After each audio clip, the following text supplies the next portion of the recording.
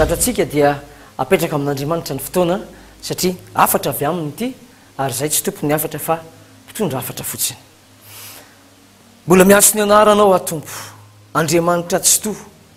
tompony tompo sy mpanjaka ny mpanjaka pary ny zavatra rehetra na ny hitanay maso na ny tsy hitanay maso dia avy amin'ny teninao zany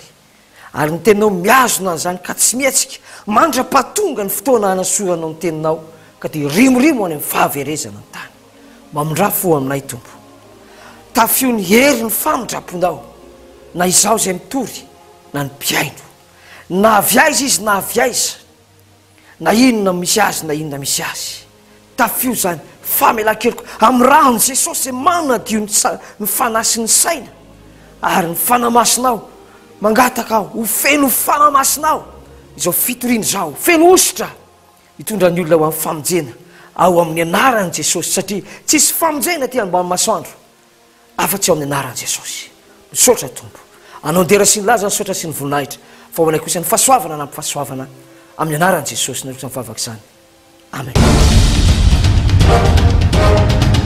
Tonga ray ny fotoana iarahantsika eto miarabanao amin'ny anaran'i Jesosy ny tenanay. Tonga amin'ilay fotoana isian'ny fanazavana tsotsotra mikasika ny fanambarana izay nentiny teo ny amin'ilay hoe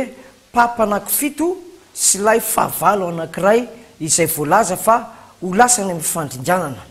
Voaranay avokoa ny fanontaniana sy ireo kritika sy fakasitrahana sy fihetsepo izay nalefanareo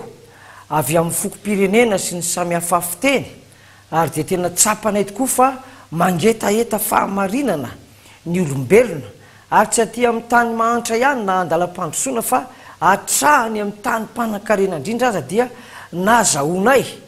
afatra fanontaniana fanamafisana eny hatramin'ny fanoloran-tena aza dia tonga tsara taty amin'ny mivavaka mafy ho anareo zay mba tsy hijanona amin'izao fahita lavitra zao ny fahalalantsika fa hitombo fahasoavana ary ndray andro any Andriamanitra ny fiadanana ny ampiaonantsika ao amin'ny toerana anankiray izay voahomana amin'izany fiaonana izany. Ka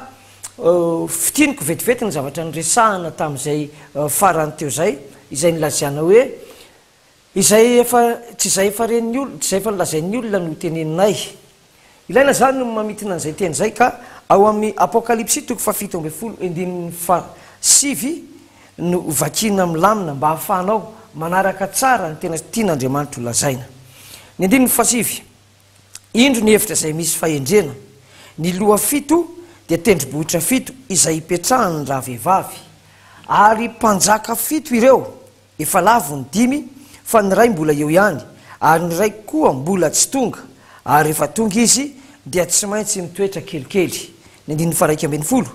ary ny bibidia izay teo ihany ary tsy eo zao dia izy no namany 7 mahavalo azy ka lasa ho amin'ny fandringanana.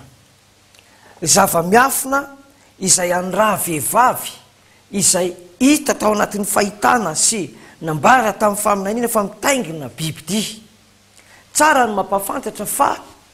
fitsarana ny rahavehivavy ity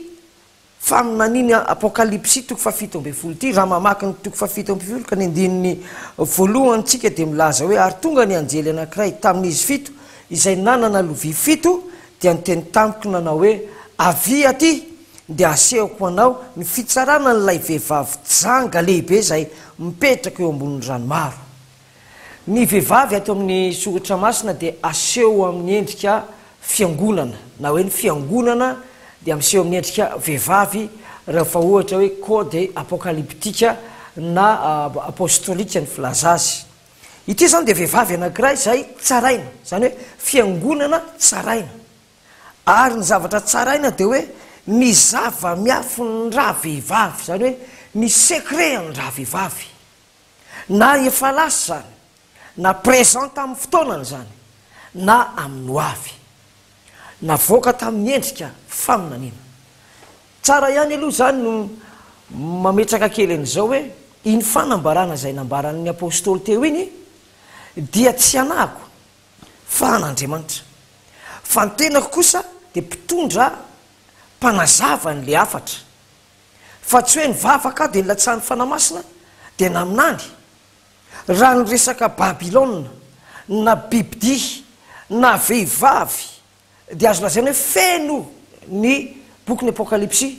ny famohan-kevitra n'izany ary mbola hifampitadiavana ankehitriny ka ny lehibe tamin'ilay fanambarana teo dia ny hoe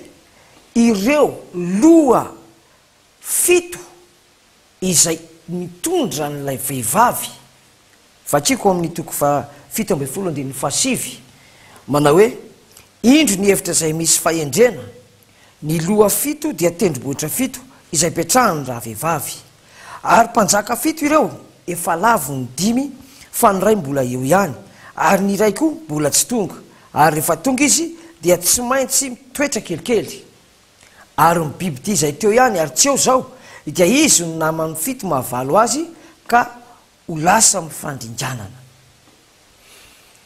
raha ny fahitana jerena eto zany dia miafara any amin'ny fandrinjanana ary ireo karazana loha na mpanjaka na hoe tompona andraikitra voalohany premier responsable amin'ny raha vehivavy amin'ilay fiangonana no avoaka amin'ity faminany ity saina nge ry mpiaino ajainy fa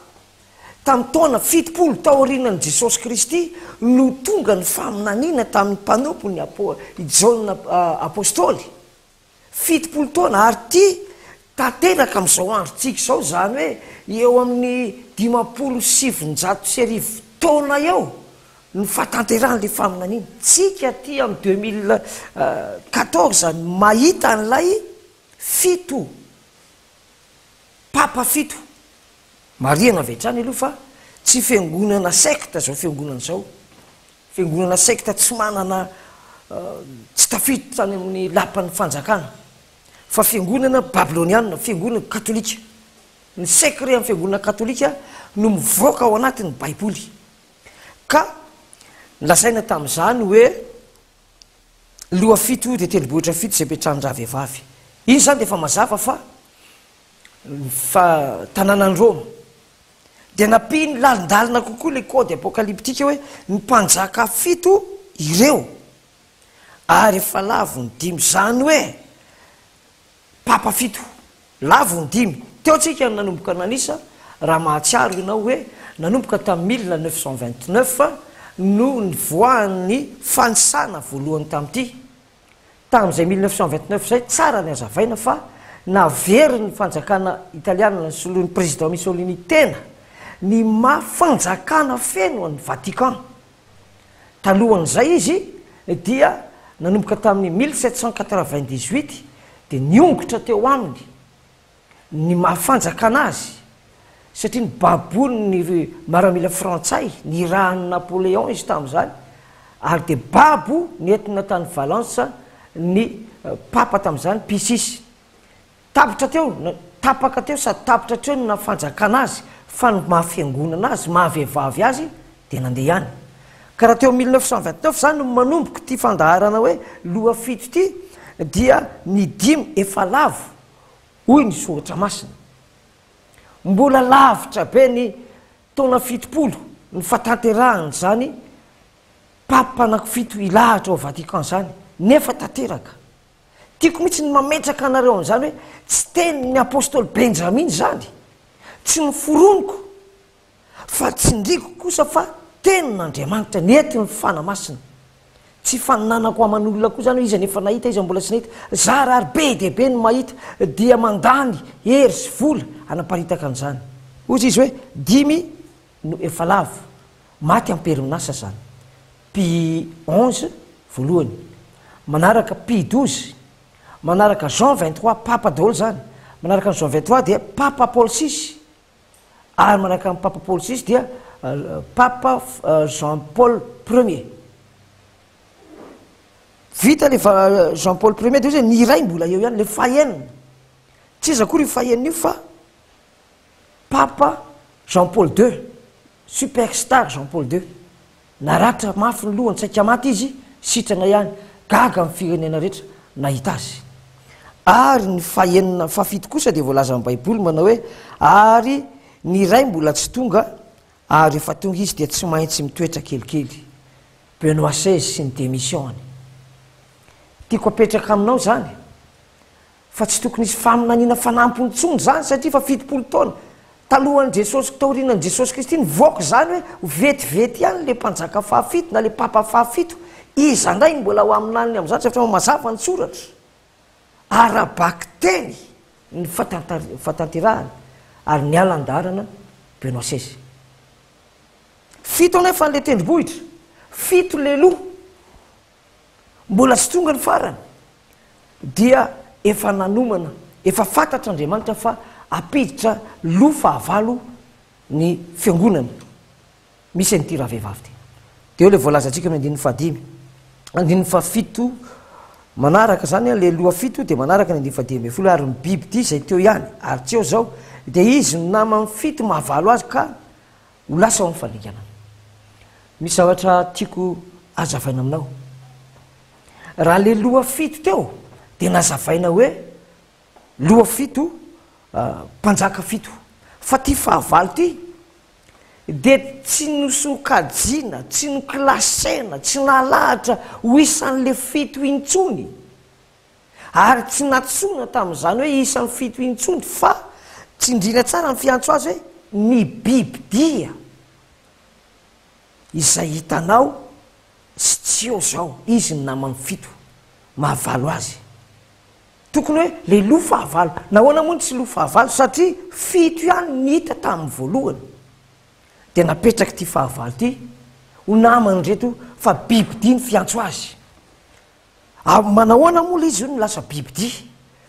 zany hoe miverina tany amin'ny fiandohana ka mamaky ny apokalypsa 7:7 tsika dia ny bibidia ny fiantso azy miverina amin'izany zany ty etape misy atsika amin'izao fotoana zao ty inona nataon'le bibidia rehefa tamin'izy mahabibidia ary inona no ataony amin'izao fotoana zao